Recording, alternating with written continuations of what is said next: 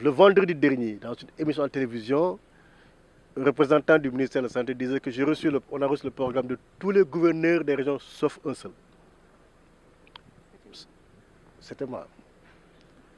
Je n'ai pas donné de programme. Parce que je ne savais pas par quel bout prendre cette affaire.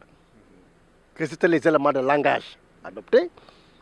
Il ne faut pas ajouter à la peur. Donc, j'ai dit au médecin chef de région, c'est vrai, il y a un comité régional de lutte contre les épidémies aussi. Et pour autant, si vous voulez convoquer, quelle est la nature du discours qui sera démultiplié? Cacophonie à la cacophonie. J'ai fait le choix, connaissant bien cette région, que j'administre depuis le 7 janvier 2015, connaissant cette région comme je connais le bout de mes doigts, ce qui était nécessaire pour moi, c'est de réunir mon comité de sécurité élargi.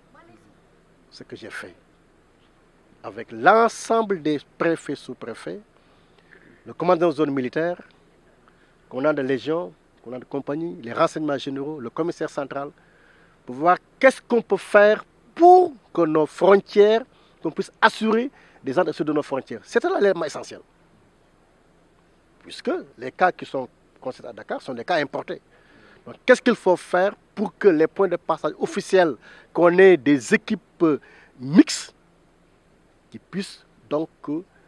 travailler sur la base du protocole que le ministère de la Santé a donné.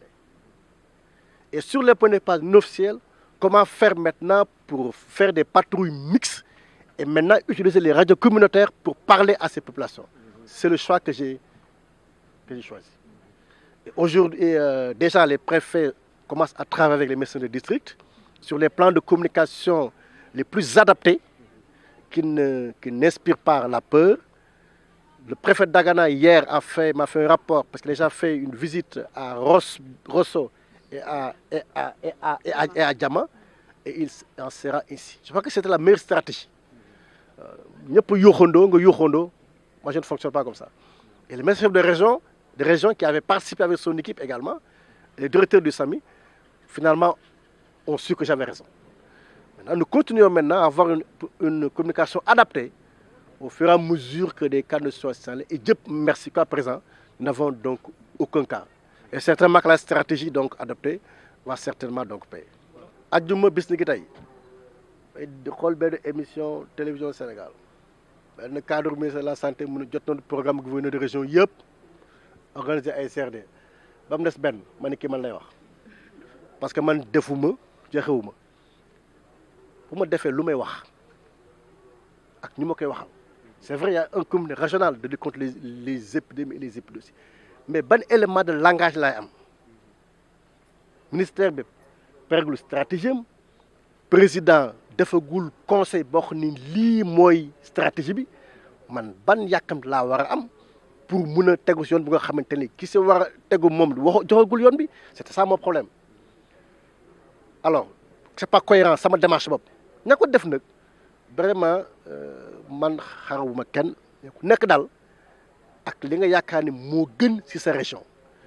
li gën sama région dama yaakaaroon daal du tiital askan bi du wax ca wax bi jotut bu la wax pour le plaisir de parler bi ma demee nag bi nga xamante ni borom réew mi moom def na réunion validé na plan ministère de la santé ba ñu am les instruments de langage man damay changer approche. Comme man sama région bi dafa gudd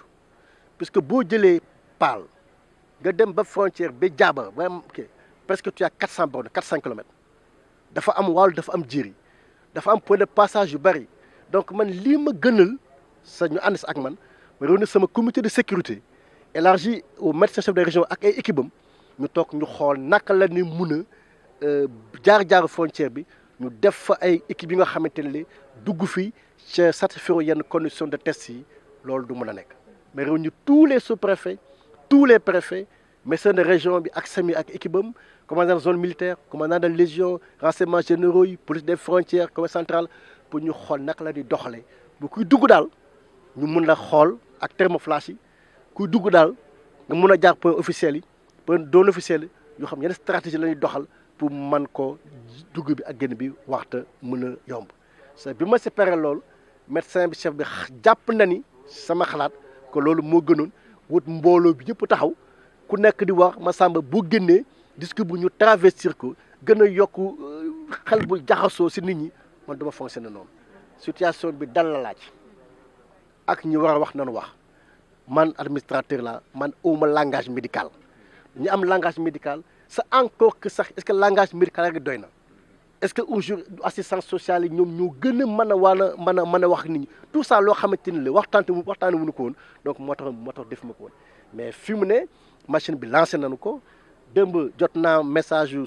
préfet bu Dagana ma joxoon ko ndigal ne ko na ma demal Rosso Sénégal ak équipe bu médecin bu Richard Toll ak service d'hygiène ñu xoolal ma naka le dispositif bi fonctionner Rosso defal na ma ko également Jama ndax may poste yi gën a am solo dans ces régions bi bu Podor dina continuer noonu bu Podor ba Kaskas daañu évaluer en début de semaine prochaine yan mooy manque yi ñu xalaat ni gis nañ ko foofu lan muy xëx bi pour ñu mën ko saafara ba daal yàlla mësul defal ñu jàmm mais pour le moment dañu sant yàlla amul benn cas bu nga xamante ne am na signalé dans la région.